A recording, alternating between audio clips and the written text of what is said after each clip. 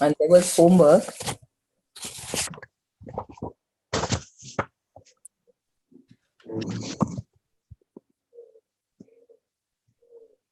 Okay. 1 minute. I'll just get my.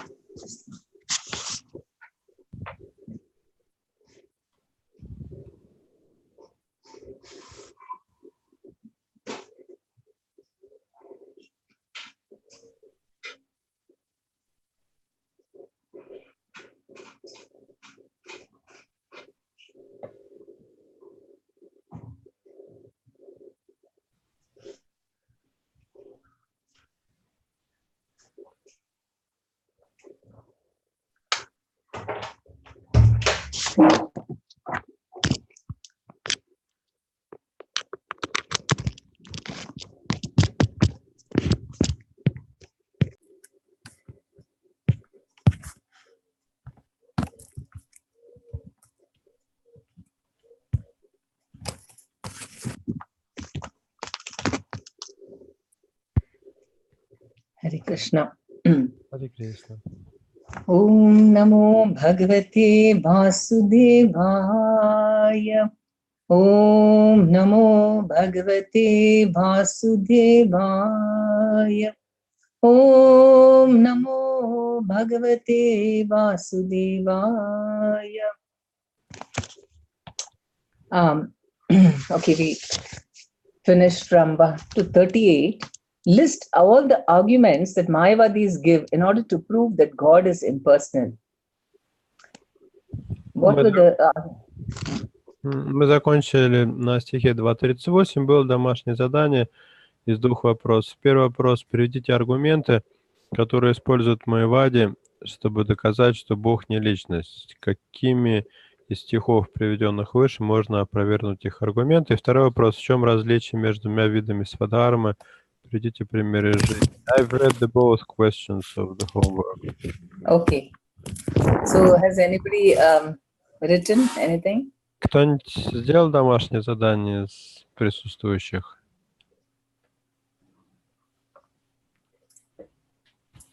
Хороший вопрос. Пока что, похоже, не очень удается делать домашнее задание. It seems that На второй вопрос могу ответить. Vladimir Prabhu can answer the second question. Okay. How will you contract their arguments?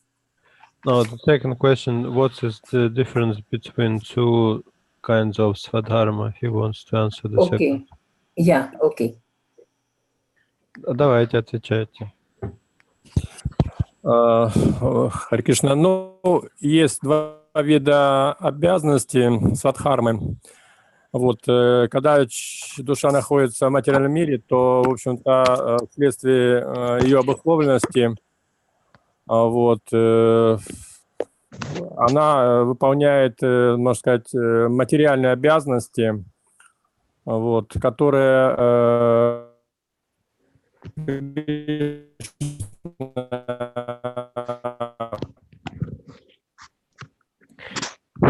There are two kinds of svadharma. First is performed when state material world.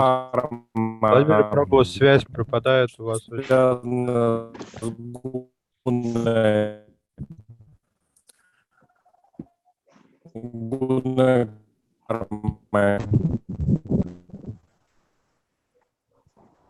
А в остальном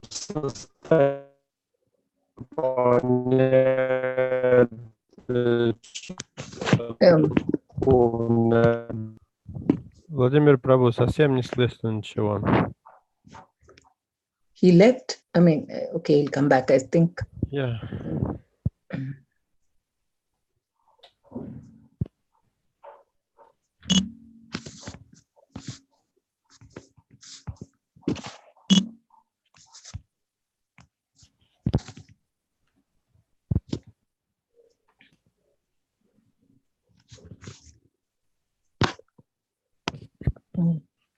He's coming back? Or shall we continue? I think we can continue. Yes, he's come back. Okay. Владимир Прабhu, вы... Да я выпал, извиняюсь, это что-то у меня со связью плохая. Да, было... Повторить, да? Ну, я расслышал до того момента, что в материальном, в обусловленном состоянии душа выполняет материальные обязанности, а дальше уже не расслышал. Ну, короче, свадхарма в материальном мире это варнашамадхарма, то есть это обязанность, связанная с гуной человека. А в освобожденном состоянии это, сатанадхарма, это вечные обязанности, которые налагаются на душу. Это вот. In conditioned state, the soul's svadharma is varnashama dharma, connected to the modes which are influencing the person, and in liberated state, it's sanatana dharma, the eternal service of the Lord. Okay. Can you give some practical examples? Практические примеры из жизни можете привести?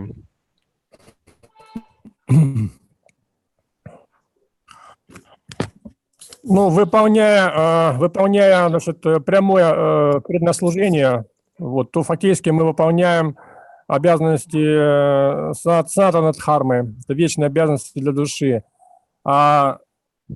Вот, ну, это наше служение, наша, как бы, вот, утренняя программа, допустим, чтение там, служение в храме.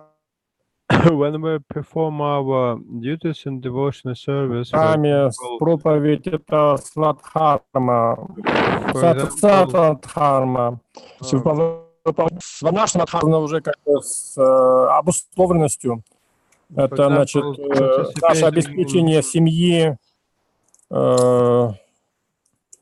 Переводите, пожалуйста. For example, participating in morning program, performing our spiritual duties and preaching.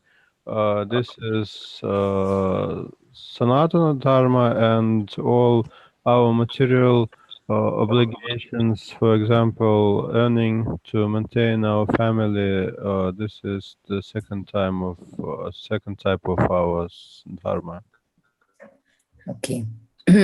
So as long as we are conditioned, we should do material swadharma also very carefully, right? Да, поэтому до тех пор, пока мы находимся в условленном состоянии, мы также должны очень скрупулезно выполнять и свою материальную дхарму, да? Ну да, если человек по своей гуни-карме, он кшатри, он как управленец, он может как бы и наказывать человека это по его как бы дхарме, а если человек, в общем-то, по гуни-карме он, допустим, брахман, то, в общем-то, эта функция к нему, этого как бы момента у него, этот момент отсутствует, он по дхарме как бы наказывать как бы ему не стоит кого-то. Yes, for example, if one is a kshatriya by his guna and karma, he can punish other persons. If he is a brahmana by nature, he should not do this, for example. Okay. I want to illustrate a pastime. How many of you have seen Pandharpur? Have you seen? Кто-нибудь из вас был в Пандарпуре? Просто хочу... Where Krishna and Rukmini are there in Maharashtra. Have you seen the temple? Город Махараштра, храм, где поклоняются Кришне и Рукмини. Кто-нибудь был в этом храме, интересно? Нет, я не был. No, we haven't. Okay. Okay. So those deities, you know how their poses, they're putting they're standing on a stone, and then both their hands are on their waist in the pose of waiting. Очень интересная поза этих божеств. Они стоят на таком камне, и у Кришны Рукмини руки лежат на талии, такая поза ожидания. And the pastime is that there was a great devotee of Krishna who was, taking care of his old parents. He was massaging them and, serving them, doing personal service for them. С этим связана одна история. Был там один преданный, который служил своим престарелым родителям, массировал их, еще какое-то служение оказывал. So Krishna came at that time to see his devotee, to give him darshan. И Кришна явился этому преданному, чтобы дать ему даршан. And the devotee said, I'm doing my duty now, so you please wait. And he put a brick, a piece of brick outside, and he said that please wait, I'll finish my duty and then come and attend on you. И преданный Кришне ответил: я сейчас занят, я сейчас не могу тебе уделить внимание, ты можешь подождать снаружи, вот на этом камне, и положил камень. And Krishna actually waited for him to finish his duty and come. И Кришна стоял на этом камне и ждал, пока преданный завершит свои обязанности. So we may feel, what is this? Why should Krishna wait for him to finish his material duties? He should come to Krishna first. Мы можем подумать, ну что же это такое, почему он Кришну заставил ждать, пока выполнит свою материальную обязанность? Нужно было Кришне выйти в первую очередь. But his mood, the mood was perfect. He was serving his parents. He saw them as representatives of Krishna, and he was doing the duty only to satisfy Krishna. Но все дело в его настроении этого преданного. Он служил своим родителям именно с таким настроением, что он служит Кришне таким образом, чтобы это Кришне доставляло удовольствие. So Krishna's service is the topmost thing, more than his personal association. Служение Кришне превыше всего. Это даже выше, чем личное общение с Кришной. So Krishna patiently waited, imagine, outside, waiting for his devotee to finish his service and come to him. И представьте, Кришна терпеливо ждал снаружи, пока его преданный завершит служение и выйдет к нему. From this, we can understand how our material swadharma can also become transcendental if we do everything in the proper consciousness and in order to satisfy Krishna.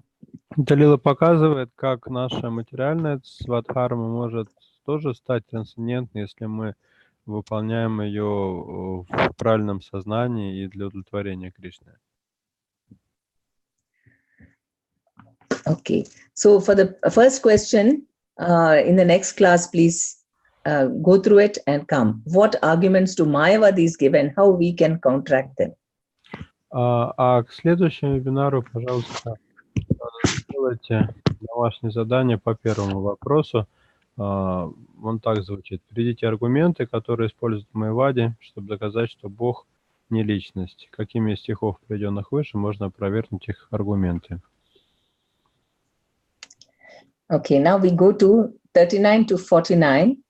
Prabhu, can you read the summary? У нас с вами сейчас раздел с 39 по 49 стихи. Я прочитаю краткое содержание этого раздела. Теперь Кришна переходит от описания метода гьяна-йоги к методу будхи-йоги, или действиям в преданном служении без привязанности к плодам своего труда.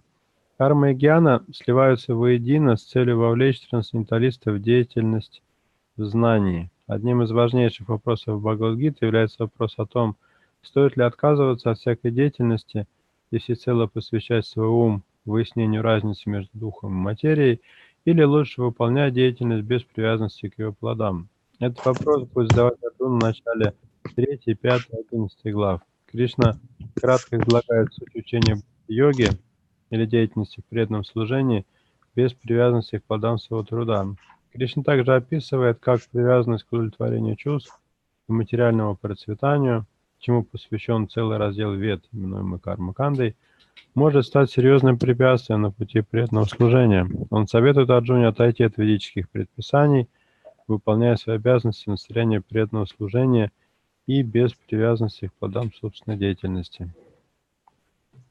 So we see how in verse 37, Krishna says that you fight for, as a Kshatriya, then you will get either the kingdom in this on this earth, or if you die, you will get the heavenly planet. So this is Karma Kanda. В 37 стихе Кришна призывает Арджуну сражаться, говоря, что если ты или погибнешь в этой битве и вознесешься на райские планеты, или же ты завоюешь царство. Это как раз относится к категории карма-канды. And then in the last verse, 38, he talks about Jnana Kanda because he says, do the fight for the sake of fighting without considering happiness and distress, loss or gain, victory or defeat. So this is an impersonal way of becoming detached from the results of your work. В 38 стихе Кришна уже аргументирует с точки зрения гьяна-канды или такого имперсоналистического подхода. Он говорит, сражайся во имя сражения и не думай о счастье и горе, потерях и приобретениях, победе и поражении. Действуй так, что никогда не навлечешь на себя греха. And now he is going to talk about combining activity, karma, and acting in knowledge, but working with knowledge, which is Buddhi Yoga, for the purpose of satisfying Krishna. Таким образом, в одном стихе Кришна призывал к действию, в другом к знанию, а в 39 стихе, который мы прочитаем сейчас, Кришна объединяет эти два понятия в деятельность в знании, то есть в будхи-йогу. Because is it important? There is always a confusion that if knowledge is more important than karma, then we should give up all work and just engage ourselves in getting knowledge. Этот момент часто недопонимают. Если принять, что знание более важно, чем карма или деятельность, тогда давайте откажемся от всей деятельности, просто сядем и будем углублять свое знание. So that is what most devotees also in the beginning they feel, that Krishna consciousness is spiritual activity, it's a buddhi yoga. Then I should give up all my materialistic work and only do devotional, activities. Многие преданные на начальных шагах сознания Кришны проходят через этот этап, они понимают, что преданность служения – это духовная деятельность, и у них возникает желание отречься от всей материальной деятельности и только заниматься духовной деятельностью. But buddhi yoga means you act, you do your work, but you are not attached to the results. Будхи-йога означает, что вы выполняете свои обязанности, но без привязанности к результатам. So this is, okay, now verse 39. Esha te bhita sankye buddhir yoge tva imam shrinu buddhya yukto yaya partha karma bandham prahasyasi. Так, стих 39.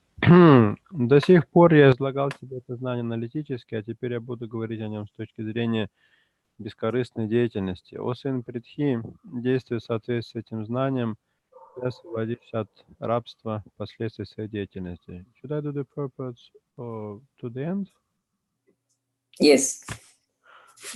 Большой комментарий к этому стиху. Согласно ведическому словарю Нирукти... No, just do first paragraph and then I'll have some questions. Yeah. Первый абзац прочитаем. Согласно ведическому словарю Нирукти, слово «санхи» означает «дисциплина», подробно описывающая вещи и явления. Санхи – это философия, которая описывает истинную природу души, а йога – это практика, помогающая обуздать свои чувства. Желание Арджуны уклониться от сражения было не что иное, как потворство собственным чувствам. Забыв о своем первоочередном долге, он хотел отказаться воевать, поскольку думал, что, сохранив жизнь своим родным и близким, обретет большее счастье, чем то, которое принесет ему царство, завоеванное ценой гибели его двоюродных братьев, сыновей Дритараштра. Делая свой выбор, он руководствовался эгоистическим стремлением удовлетворить прихоти своих чувств. Счастье, которое принесет Арджуне победу в сражении, так же, как и счастье, которое он испытает, увидев своих сородичей живыми и невредимыми, основан на его личных интересах, ради которых он был готов пренебречь своим долгом и поступить вопреки рассудку. Поэтому Кришна хотел объяснить Арджуне, что, убив тело своего деда, он не убьет его душу. Господь сказал ему о том, что все индивидуальные существа, включая самого Господа, вечно остаются таковыми. Они были личностями в прошлом, являются ими в настоящем и сохранят свою индивидуальность в будущем. Все мы вечно являемся индивидуальными душами. Мы меняем тела как одежду, но сохраняем свою индивидуальность, даже когда сбрасываем с себя оковы материального тела и обретаем освобождение. Господь Кришна очень ясно и подробно описал Арджуне природу души и тела. Такое всестороннее описание души и тела по определению словаря Нирукти называют санхией. Это санхи не имеет ничего общего с санхией атеиста Капилы. Задолго до появления самозванца Капилы его санхи, истинная философия санхи была изложена в Шримад Бхагаватам Господом Капилы, воплощением Господа Кришны, который объяснил ее в своей матери Девахути. Он учил, что Пуруша, Верховный Господь, действует, и что он создает материальный мир, бросая взгляд на Пракрити. О том же самом говорится в Ведах и в Гите. В Ведах сказано, что Господь бросил взгляд на Пракрити, материальную природу, и оплодотворил ее крошечными индивидуальными душами. В материальном мире все эти души действуют ради удовлетворения потребностей собственных чувств, и околдованной материальной энергией считают себя наслаждающимися.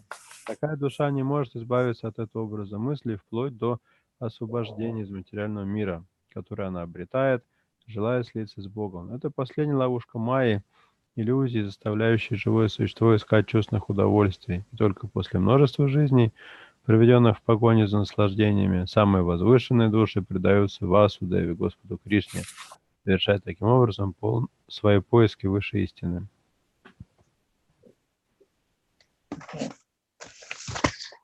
What is Sankhya Yoga? Что такое санхья-йога?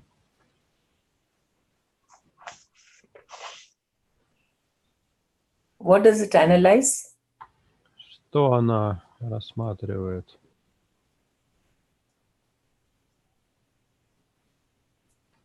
In the Bhagavatam, we see how Kapila Muni explains the different aspects of matter and soul as the 24th element of in this material world. В Шримад Бхагаватам Капила Дев рассматривает устройство материального мира и определяет душу как 24-й элемент. So this is higher knowledge than what Arjuna was first talking about. He said that I don't want misery. I don't want to kill my relatives. So he was thinking about his enjoyment. Это знание более высокого порядка, чем то знание, о котором вначале говорит Арджуна, когда он отказывается сражаться, отказывается убивать своих сородичей и просто хочет наслаждаться. And then those, so when you know, and those who are impulseless, they don't want material happiness, but they want to go and merge with the Lord and feel that they are one with the Lord. Имперсоналисты не стремятся к материальному счастью, они хотят слиться с Господом.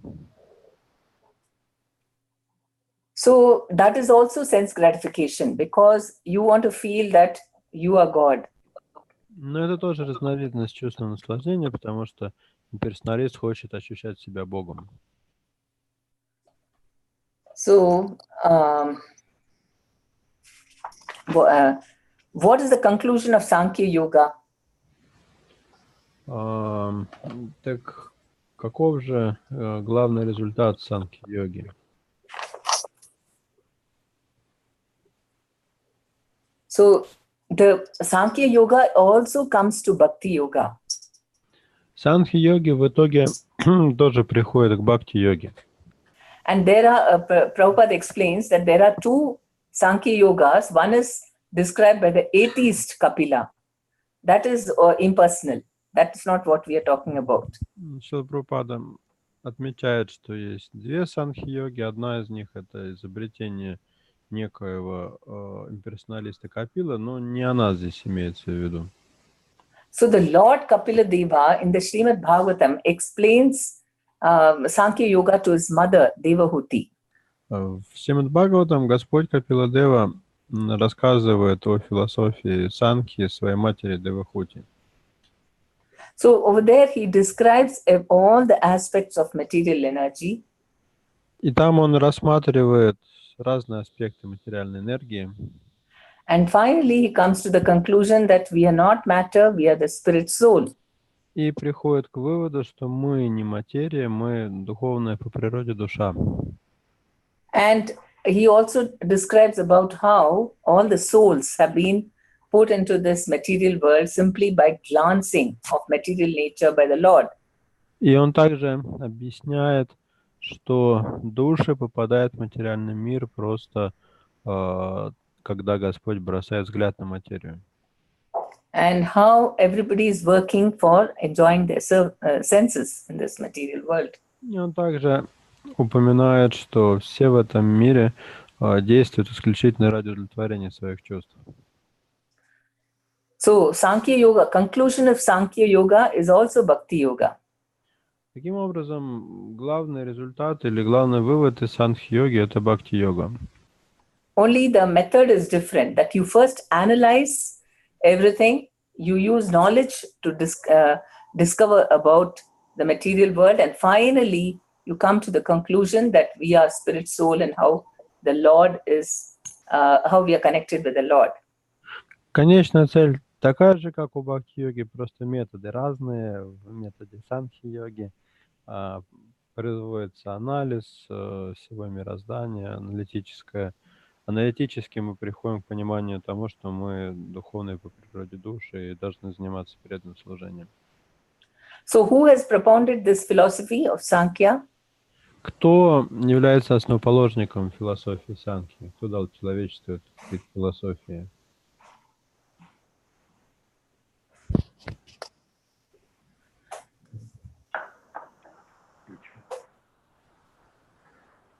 Yes, we just heard about it. Yes, Satchitanya Prabhu. Да. Who has propounded the Sankhya Yoga? Василий Крылов хочет ответить. Huh? Pardon? Капила Мунин. Господь Okay. Капила. Okay, and where can we get a synopsis, a summary of this? А где можно почитать о основных идеях санхьи-йоги? Эти песни Шримад Бхагаватам. Okay, Зачем это Бхагаватам? okay. So can you continue reading? To the end, or... Yeah, to the end. Продолжаем комментарий читать. Предавшись Кришне, Арджуна уже принял его своим духовным учителем, Шишестехам Шатхинам Прапаннам. Поэтому сейчас Кришна собирается рассказать Арджуне о деятельности в рамках будхи-йоги или карма-йоги, то есть о преданном служении, единственная цель которой удовлетворить Господа.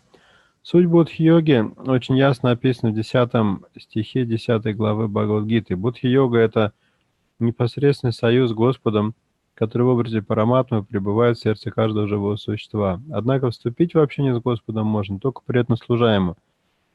Поэтому тот, кто приходит к трансцендентному любовному служению Господу, иначе говоря, тот, кто обретает сознание Кришны, удостаивается особой милости Господа, достигает ступени будхи-йоги. Вот почему Господь говорит, что только тому, кто движимый трансцендентной любовью постоянно служит Ему, Он открывает чистое знание о преданности и любви. Таким образом, преданный без особых усилий получает право общаться с Господом в Его вечном, исполненном блаженства царстве. Итак, будхи-йога, о которой идет речь в данном стихе, это преданное служение Господу, а употребленное здесь слово санхи не имеет никакого отношения к атеистической санхе самозванца Капила. Было бы ошибкой думать, что упомянутая здесь санхи-йога каким-либо образом связана с атеистической философией санхи. Во-первых, в те времена эта философия не имела никакого влияния, а во-вторых, Господь Кришна не стал бы упоминать эти отвергающие Бога измышления. Настоящая философия санхи изложена Господом Капилой в Шримад Бхагаватам, но даже она, по сути дела, не имеет прямого отношения к предмету обсуждения. В данном стихе по словам санхи подразумевается аналитическое описание души и тела. Проанализировав природу души, Господь Кришна хотел подвести Арджуну к будхи-йоге или бхакти-йоге. В этом смысле санхи Господа Кришны и санхи Господа Капилы, изложенные в Бхагаватаме, отличны друг от друга, и то, и другое бхакти-йога. Поэтому Господь Кришна говорит, что только не слишком разумные люди проводят различия между санхи-йогой и бхакти-йогой. Санха-йога притхак бала правадантина пандита. Разумеется, атеистическая санхи не имеет ничего общего с бхакти-йогой, и тем не менее глупцы заявляют, будто в Бхагавад-гите речь идет о санхи-йоге атеиста Капилы. Необходимо понять, что бодхи-йога – это деятельность сознания Кришны, то есть исполненное блаженство и знание преданное служение Господу. Тот, кто трудится исключительно ради удовлетворения Господа, каким бы тяжелым ни был его труд, действует в соответствии с принципами бодхи-йоги и потому постоянно испытывает духовное блаженство. Занимаясь этой духовной деятельностью, человек, по милости Господа, без дополнительных усилий обретает духовное знание и полное освобождение от материального рабства. Деятельность сознания Кришны коренным образом отличается от кармической деятельности, особенно от деятельности ради чувственных удовольствий или мирского семейного счастья. Таким образом, бодхи-йога – это трансцендентная деятельность, которой мы должны заниматься. Okay. So, how has Prabhupada described Bhakti Yoga or Buddhi Yoga? Как Шрила Прабхупада описывает здесь бхакти-йогу и будхи-йогу?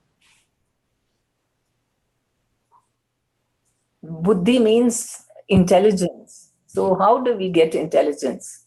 Будхи означает разум. Каким образом развивается разум?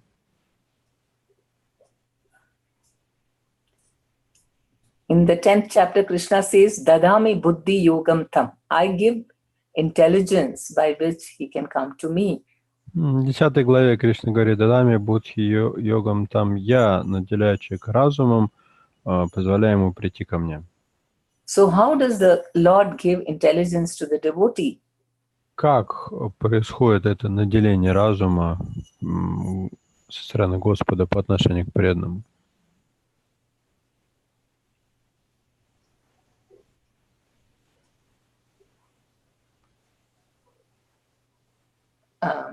Yes, Doyal Prabhu.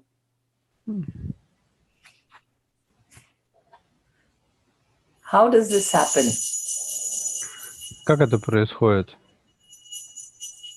Это, то есть, когда Господь дает знание, и на основе которого преданный может сосредоточить свой разум на концепции души и не будет действовать для получения плодов своей деятельности, а будет действовать для удовлетворения Господа. То есть, как бы есть два уровня будхи-йоги, это когда человек действует на основе понимания, что он душа, не является телом, вот, и не пожинает плоды своей деятельности. А второй уровень, когда он действует на основе того, что он вечный, как Кришна, и действует для удовлетворения желаний Господа. Так, что-то я... Давай еще по частям. Ладно, я... Ну, то есть, в общем, Господь наделяет, как дает человеку знания, то есть будхи-йога подразумевает связь с Богом через разум. Bodhi-yoga means connection with the Lord through one's intelligence, so the Lord is giving knowledge to the person. No, it is not that. Нет, не так это работает. Buddhi Yoga means acting for the pleasure of the Lord. Say somebody comes to the temple and he doesn't know anything much of Krishna consciousness. And we give him a lot of services to do for Krishna. Бодхи-йога означает действовать для удовлетворения Господа. Ну вот, к примеру, человек приходит в храм, он не очень-то, там у него знание есть какое-то о Господе, ему дается служение, чтобы он что-то сделал практическое для Господа. And he does it out of his duty, sense of duty, or out of love for Krishna. He doesn't ask for anything. He's not doing because he's getting paid money or because of some material thing. И человек выполняет это служение или из чувства долга, или из любви к Кришне, но он не преследует какой-то материальной выгоды, ему за это деньги не платят. So because he's acting with devotion, then the Lord in the heart speaks to him and gives him intelligence from within. И поскольку человек совершает это служение Господу бескорыстно, Господь, который пребывает в его сердце, говорит с ним и дает ему знания. So this is very mystical, isn't it? Это очень мистический процесс, не правда ли? If we think about the Lord and do even our material activities for the pleasure of the Lord, then the Lord is very satisfied and he gives more and more intelligence from within. Krishna speaks from within. Если мы выполняем свои желания, свои обязанности с мыслями о Господе и для Господа, то тогда Господь отвечает нам изнутри. So that is why Buddhi Yoga is even better than Sankhya Yoga. Вот почему Бодхи-йога даже лучше, чем Санхья-йога. In Sankhya Yoga, first you get the knowledge and then you surrender. В Санхья-йоге вы сначала обретаете знания, потом предаете Господу. But in Buddhi Yoga, you surrender to the Lord and you start serving Him, and all knowledge is revealed from within. В Бодхи-йоге вы вручаете себя Господу, начинаете служить Ему, и тогда знание само проявляется в вашем сердце. Especially about our relationship with the Lord. Who am I? What's my relationship with the Lord? В первую очередь знание о том, кто я, какими отношениями я связан с Верховным Господом. And that is why it's mentioned that a devotee can never be foolish. Can never be foolish. Yes, even if he is not very educated. Поэтому говорится, что преданного ни в коем случае нельзя считать глупым, даже если он не очень хорошо образован. Because if he is really a true, sincere devotee and he's serving the Lord, then Krishna within his heart keeps enlightening him. Если это настоящий преданный, если он действительно предан Господу и служит Ему, то Кришна и сердце будет давать ему знания. And of course, Prabhupada said we should read his books and understand the philosophy more also. Также Шрила Прабхупада говорил, что нужно читать книги и изучать философскую сторону этого знания тоже. So that it will help us to surrender more to Krishna. Потому что это поможет нам еще больше вручить себя Кришне. So this is a very quick process. Это очень быстрый метод. You come in contact with the devotee who engages you in service of the Lord. Вы приходите в соприкосновение с преданным, и преданный занимает вас служением Господу. And because of that service, everything becomes easier to understand the philosophy and your sadhana. Everything becomes easy because of this, because of the contact with the Lord. Благодаря связи с Господом через служение все становится легко, и знание легко совершать, и духовной практикой садханой легко заниматься. Because from the very beginning, there is connection with the Lord. Связь с Господом с самого начала устанавливается. The connection of service and devotion. Связь, основанная на служении и преданности. But in Sankhya, when you're trying to understand everything, initially it is hard work because you have to give up all material attachment and you have to control your senses. А санхья, особенно на начальных ступенях, это тяжелый труд. Нужно избавиться от всех привязанностей, контролировать свои чувства. But once you get the knowledge, then you decide that, okay, it is Krishna is the ultimate, so I will surrender. И когда в конце концов вы обретаете знания таким образом, вы решаете, да, Кришна — это Верховный Господь, я предаюсь Ему.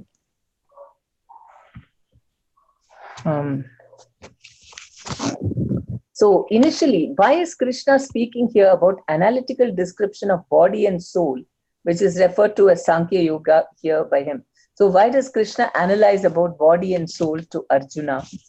Почему Кришна говорит в данном стихе об аналитическом описании тела и души, которое называют санхьогой? Почему он вообще эту тему Арджуне затрагивает в разговоре с Арджуной, эту тему анализа тела и души?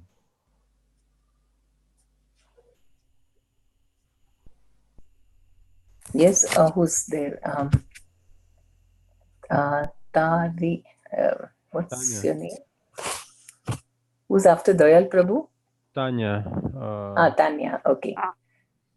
Can you see why is Krishna explaining about this knowledge, Sankhya, of distinction between soul and body? I mean, a summary of Sankhya, not the entire philosophy, but he talks about the soul, the qualifications of the soul, and so on. Krishna talks to Arjuna. Why does he say that?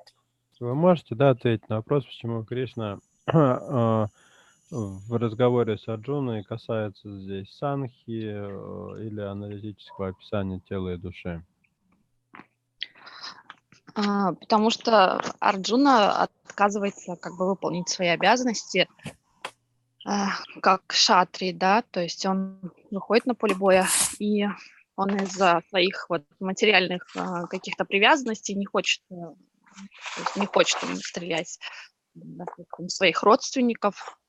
Вот. Arjuna refused to carry out his duties of a kshatriya and to fight with his relatives. Okay, because he was on the bodily platform, and so Krishna tried to explain, distinction between body and soul. То есть он находится на уровне отождествления себя с телом, поэтому Кришна ему объясняет разницу между телом и душой. So, is Sankhya Yoga and Bhakti Yoga one and the same, or are they two different paths? Санхи-йога и бхакти-йога — это одно и то же, или это два разных метода?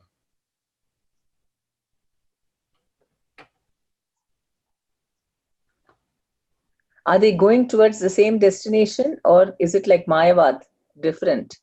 К одной цели они направлены, или санхи-йога — это больше то, чем майявади занимаются? Пока не смогу объяснить, если честно, сложно. I'm not sure Можно? that I can explain. It's a bit difficult for me.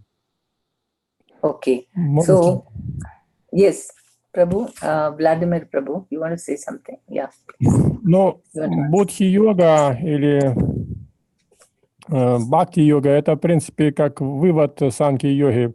Она это изучает, как бы природу души, материальное тело, и как вывод этой философии, это вывод того, что мы не тело, душа, и наша свадхарма — это вот бхакти-йога, будхи-йога. Bodhi-yoga, it's like a conclusion or the final aim of Sankhya, this understanding that we are not the body, we are the soul.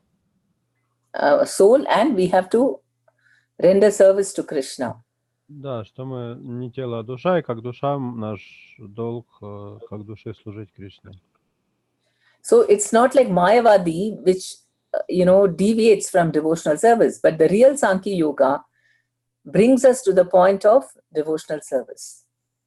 И это совсем не то же самое, как имперсоналистическая санхья, которая уводит от идеи преданного служения. Правильная санхья, она, наоборот, приводит к концепции преданного служения. And Krishna only briefly told, a little Sankhya Yoga for Arjuna. Здесь философию санхьи Кришна упоминает лишь вкратце. Otherwise, what was he pushing him to do? Which process was Krishna asking Arjuna to follow? Потому что на самом деле он к другому методу призывает Арджуну. К какому именно? К какому пути он его подталкивает? Was it Karma Yoga, Jnana Yoga, or Bhakti Yoga? К какому из трех? Бхакти-йога. Гьяна-йоги, бхакти. Yes. So, and it says that just by doing Bhakti Yoga, you get all knowledge. Да, и он говорит, что просто следуя по пути бхакти-йоги, ты обретешь все знания.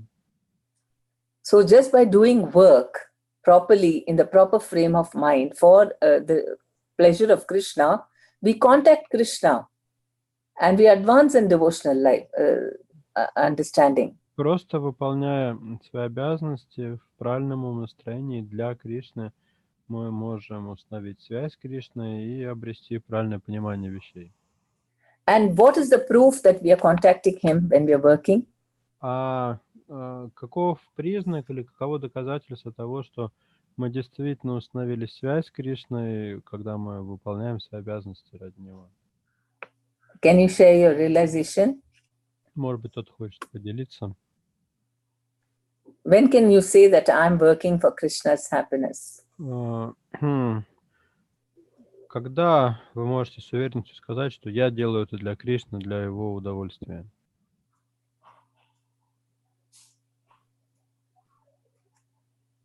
Do you feel happy when you're doing service? Any work? Чувствуете ли вы счастье, когда вы занимаетесь служением или какой-то деятельностью для Кришны? Да, Yes, чувствуем счастье. I feel happiness. Okay. All work, whatever you do, you feel happy. А когда вы вообще любой деятельностью занимаетесь, вы чувствуете счастье? Нет, только когда эта деятельность, ну, когда это преданное служение. Not any work when I am doing devotional service. Okay, but even your other swadharma, material swadharma, do you think of Krishna and do the work? А если говорить о ваших материальных обязанностях, о вашей материальной свадхарме, когда вы выполняете эти обязанности, но думаете при этом о Кришне?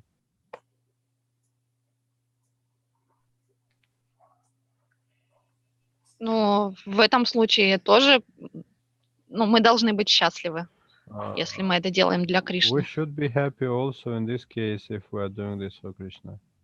Yes. But unfortunately, what happens, we want material results. And because then we don't get it, we become morose and we forget about Krishna. Да, должны, но проблема в том, что когда мы такой деятельностью занимаемся, мы ожидаем каких-то материальных результатов, и если мы их не получаем, то мы расстраиваемся и забываем о Кришне. And so that is why whether we are doing devotional service or material work, we should have a very good sadhana and have proper knowledge so that we are always doing everything thinking of Krishna and offering, making him, our goal should be only to please him and make him happy. Поэтому, чем бы мы ни занимались, преданным служением или выполнением своих материальных обязанностей, важно иметь хорошую садхану и правильное умонастроение, потому что и то, и другое мы должны делать, на самом деле, для удовлетворения Кришны. So it comes after Anartha Nivritti stage. In the Nishta stage, we can be steady in spite of, ups and downs, in spite of happiness and distress. Такая стойкость называется ништха. Это следующая ступень после ступени анартха неврити, когда уже мы прошли этап, когда у нас взлеты и падения, мы уже утверждаемся в служении.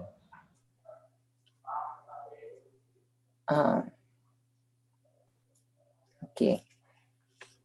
So this is the very exciting process because even when you're doing material work, you can be in touch with the Lord. Это удивительный путь, потому что на нем даже материальная деятельность позволяет чувствовать связь с Господом. That's why some people cannot understand how can pure devotees like Prabhupada, he had a family, he was working, and then he had his own business. Вот почему люди мирского склада не могут понять чистых преданных, как, например, Шрила Прабхупада. Он был женатым человеком, у него была семья, у него была работа. So the most important thing is we learn how to see Krishna in all our activities. Поэтому очень важно учиться видеть Кришну во всем, что мы делаем. Arjuna was not doing a spiritual activity. He was actually doing a material activity in the war. He was fighting. Арджуна был воином, он сражался. Это не было духовной деятельностью, это была сугубо материальная деятельность. But he was feeling so blissful doing that service. Но, выполняя эту деятельность, он пребывал на вершине блаженства. Imagine, he was killing people and he was feeling very peaceful and joyful. Он убивал, разил врагов направо-налево и при этом находился в таком восторге. Initially, he thought it's impossible. I can't be happy by killing people. Вначале он думал, что это просто невозможно. Какое счастье я получу, убивая других. And by Krishna's mercy, when he understood that this is what Krishna wants, and he started doing it very sincerely, fought the war so carefully, but he was in great happiness. Но потом он понял, что таково желание Кришны, он стал сражаться для удовлетворения Кришны, стараясь сражаться как можно лучше и чувствовать от этого счастье. Okay. Any other realization on this or questions? Есть ли какие-то вопросы или добавления? About how you feel happy, Может how быть, you get answers. Sometimes difficult things become easy. поделиться, как вы чувствуете счастье, служа Господу, или как по милости Господа у вас какие-то проблемы решаются, упрощается ваша жизнь.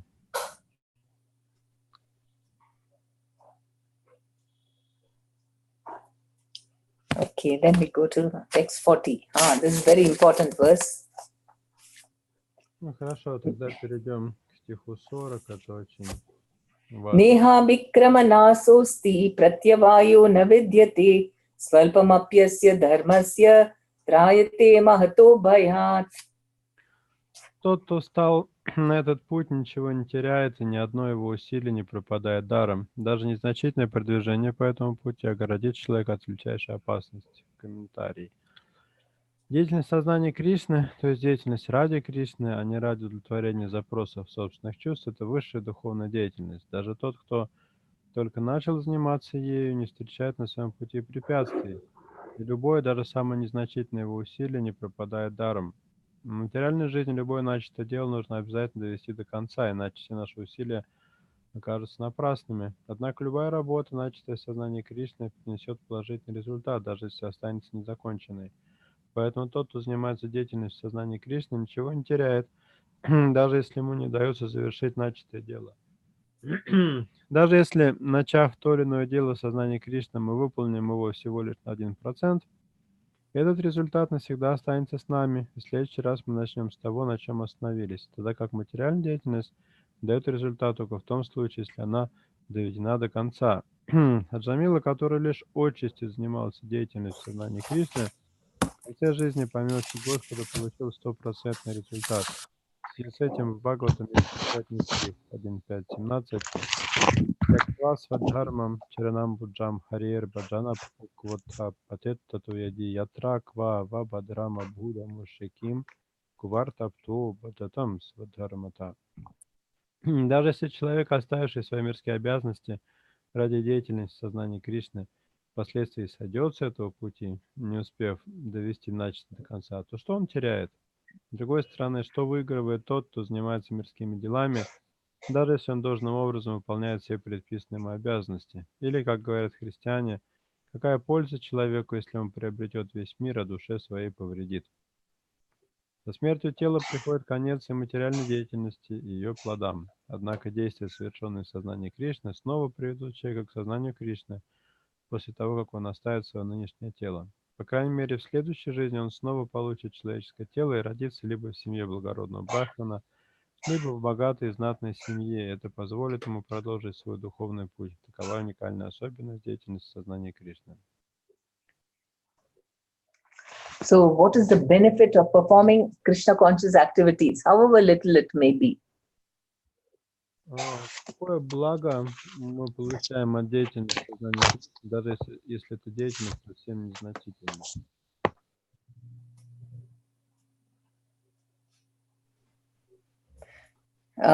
Who's Можно сказать. Ну, как минимум, если мы совершаем уже как бы духовную деятельность, то это уже означает, что уже мы действуем как душа, и это нам дает уже шанс, что мы рождаемся в следующей жизни человеком.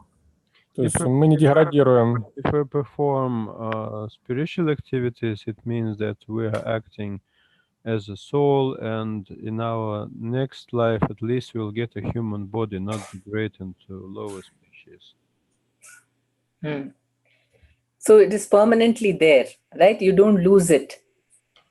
Ну да, то есть благо от духовной деятельности всегда с нами, мы не потеряем его никогда. In the material activity, suppose you build a house only halfway.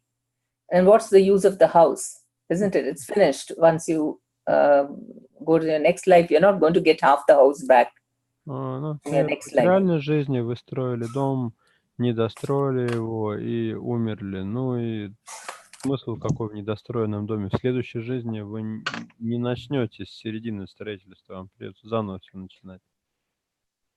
But in Krishna consciousness, whatever you do, that will be carried forward in our next life. Но в сознании Кришны все ваши достижения сохранятся в вашей следующей жизни.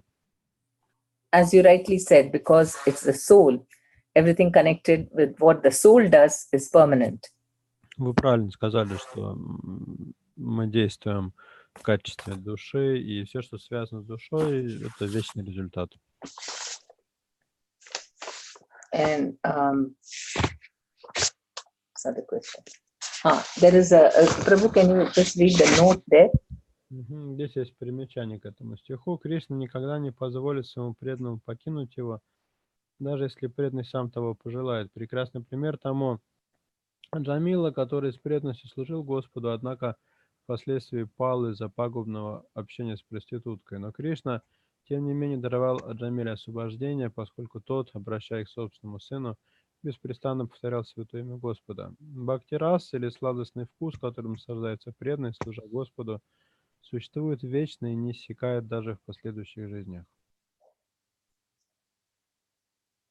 So that's the Bhakti Yoga is made so easy because the Lord is also taking care of us, helping us. Путь бхакти-йоги очень прост еще и потому, что Господь на каждом шагу помогает нам и заботится о нас. And even if we stop doing, we want to go away from Krishna, Krishna doesn't leave us. If we have done something, then he remembers and tries to bring us back to him. Даже если мы захотим в какой-то момент покинуть Кришну, Кришна не даст нам это сделать, потому что он помнит все, что мы сделали для него. So when we do even a little bit of service, then Krishna puts him under his, orbit, and he never forgets him. Даже если человек какое-то очень незначительное служение сделал, он все равно в орбите Кришны находится, и Кришна никогда его не забудет. So do we have a strong desire to keep advancing like this, to please Krishna, understanding so much value it has Если for у us? нас сильное желание прогрессировать в сознании Кришны, если у нас понимание того, что это большую ценность для нас представляет. Yes? Да? You have Dayal Prabhu? Да, Прабhu. Ну, безусловно, как бы, если мы понимаем, что то есть это единственная ценность, как бы, которая дает нам вечный результат, то у нас будет желание стремиться достичь совершенства в этой деятельности. Certainly we have, especially when we have understanding that this activity will bring eternal results, we will try to perfect ourselves in this service. Yes. And the wonderful thing is that you have the association of the Lord. When you do service for him, then he is giving us knowledge, intelligence, all protection. И удивительное благо преданного служения заключается в том, что когда мы делаем что-то для Господа, Он позволяет нам общаться с Ним, Он дает нам знания, Он дает нам защиту. Right? Even for this life, when we are doing devotional service, then we are fully protected by the Lord. Уже в этой жизни мы все это получаем. Если мы заняты преданным служением, мы находимся полностью под защитой Господа. Which a materialist and an impersonalist can never understand. Материалисты и имперсоналисты не способны это понять. Because for them, the goal is far away. Liberation. It's very, very far away. Для них цель очень далека, их цель — это освобождение. But for a devotee, liberation comes very easily, even without his seeking it. Но для преданного освобождение легко доступно, даже если преданный к нему не стремится. And why is that? Because from the very beginning, he has the Lord with him. Почему? Потому что преданный пребывает вместе с Господом уже с самого начала. And we have the formula for connecting with him also.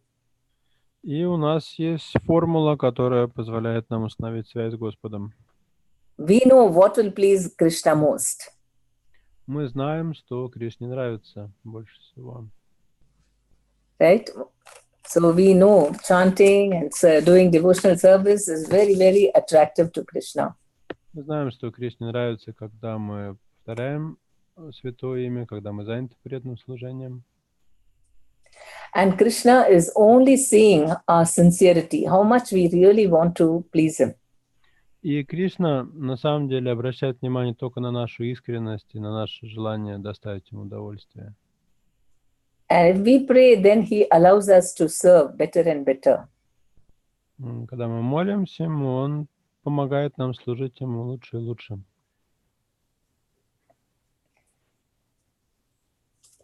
So this bhakti rasa or the mellow enjoyed by the devotee in devotional service is eternal, and this exists always. Even up to, into the, so whatever we have got in this life, where we started, was a continuation of our previous life. Бхакти раса или сладостный вкус, которым наслаждается преданный, служа Господу, существует вечно и не иссякает даже в последующих жизнях. Это означает, что в этой жизни мы начали с преданное служение с того момента, на котором мы остановились в прошлой жизни. You know, there was a question asked to Ramanujacharya. Now, what if, see, a devotee at the time of death, he does not somehow think about Krishna? What will happen to him? Рамануджачарью однажды спросили, если преданный в момент смерти не вспомнит о Кришне, что тогда его ждет?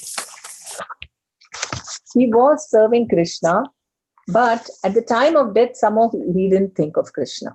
В течение жизни он служил Кришне, но в смертный час он не смог вспомнить о нем. That's also our fear, isn't it? I mean, what if I forget to think about Krishna at death? На самом деле у многих из нас тоже, может быть, есть такое опасение, а вдруг мы не сможем вспомнить о Кришне в момент смерти. So he said, no, Krishna will take him, even if he didn't think of him. If a devotee was serving him all the time, then Krishna will take him back. Рамануджачарья сказал, что если преданный служил Кришне в течение жизни, он думал о нем, то тогда Кришна заберет его к себе в любом случае. So that's super excellence of Bhakti Yoga. В этом несомненное достоинство бхакти-йоги. And initially we may think, oh, this is very difficult. I want to enjoy with my senses. Вначале это кажется трудно осуществимым, потому что вначале есть желание ублажать свои чувства. But the wonderful thing is, even a little bit of advancement keeps on helping us to get a better and better taste in Krishna consciousness. Но преимущество сознания Кришны в том, что даже небольшое продвижение по этому пути помогает нам чувствовать все больше и больше вкуса от этого. Sometimes people who are only chanting one round, they've had big experiences how Krishna protected them. Бывает такое, что человек всего один круг повторяет, и у него прям такой глубочайший опыт того, как Кришна дает ему защиту. So Bhakti Yoga is so wonderful that as we get more and more higher sense of happiness by doing that, that helps us to give up our sense gratification. Метод бхакти-йоги настолько удивительный, что когда человек занимается им, это дает ему вкус, и этот вкус позволяет ему как-то отказываться от чувственных удовольствий. And the Lord is personally taking care of the devotee. Господь о преданном заботится лично. Any questions or comments? Есть ли вопросы или комментарии? Yes. Надо сказать, что у нас вот здесь сегодня Василий Прабhu присутствовал, он сам не так, может быть, глубоко и часто может иметь возможность повторять джапу, но он очень любит служить он на алтаре, так скажем, и он приносит каждый день цветы для поклонения божествам, как панчататы, там, сирупари. И так как они были без запаха, он все медитировал, что надо какие-то свои цветы где-то, чтобы были у него, то есть, чтобы были с запахом. Перейдите пока нужно. Today, together with Sachtanai Prabhu, another devotee participated. His name is Vasily. He is not a very serious practitioner, but he is doing some practical service. He is bringing flowers for the altar, and he was concerned that those flowers that he was picking, they were not having any fragrance. И мы думали, как это сделать, даже думали, может быть, вот грядки тут насажать цветами. И он как-то пришел, говорит, на работу шел, говорит, пока шел на работу около прямо офиса, увидел, что вдруг там под яблонью зашли бархатцы сами по себе. And they were thinking how to fix this issue, and at some point when Vasily was going for his job, he saw nice flowers beneath an apple tree. Oh, yeah, see. Господь читание, видимо, проявился как садовник и And they had nice fragrance and he remembered that Lord Chaitanya is a gardener, so maybe this was a sign from above. Ну, Василий просто в прошлой жизни, видимо, как-то любил поклоняться божествам, у него как-то здесь оказались божества, принесли преданные. И он тут сам у себя в кабинете это делал уже много месяцев. Выяснилось, что то есть у него какой стандарт, видимо, был свой своеобразный, но он был в очень большом счастье, удовлетворение получал от этой деятельности. Most probably this devotee was performing some deity worship in his previous lifetimes, because in this life, right from the beginning, he obtained deities somehow and installed them in his office and started worshiping them with flowers. Кришна все устраивает, все, что нужно для его действий. Просто не понимает у него жена, а здесь он на работе прямо устроил сюда, вот видите, вот. And he got this experience that Krishna provides everything needful for his worship. His wife is not so supportive, so he decided to install the deities at his workplace and he can worship. Скоро будем проводить гуру-пуджу для Шилупада. This is his office. То есть вы в офисе у него, да, сейчас? Нет, директор. Yes, he's the director. This is director's office, and it has Srila Prabhupada's picture there, and we will, after this class, start Guru Puja. Wow, wonderful. Very nice. Замечательно, очень хорошо. Благословительно. Please bless us, give you blessing. Могли послужить. Devotional service is so powerful, and this is much higher than any great yogi or an jnani. We are doing, just an offering of love for Krishna is much higher than all what they get. Метод преданного служения удивительно могущественный, и это гораздо более могущественный метод, чем то, чем занимаются йоги и гьяни, когда мы просто с любовью что-то предлагаем Кришне.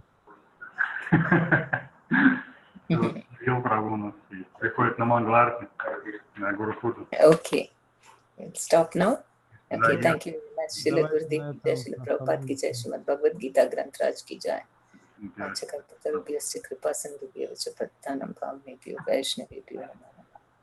Mataji, next Monday, can we have Bhagavatam classes? Okay, yes. Thank you. Дорогие преданные, у нас в понедельник в 7 утра будет занятие по Шримад Бхагаватам с Маджи Према Падмини. Хари Кришна. Хари Кришна. Хари Кришна. Хари Кришна. Спасибо большое. Индиан Фару Праба, можно вопрос один? Да. Просто я подумал, как вот вы думаете, если просить участников тоже, ну, включаться в чтение текста, чтобы они были, может быть, более интерактивны, у кого связь хорошая? Я не знаю, я сейчас не готов сказать.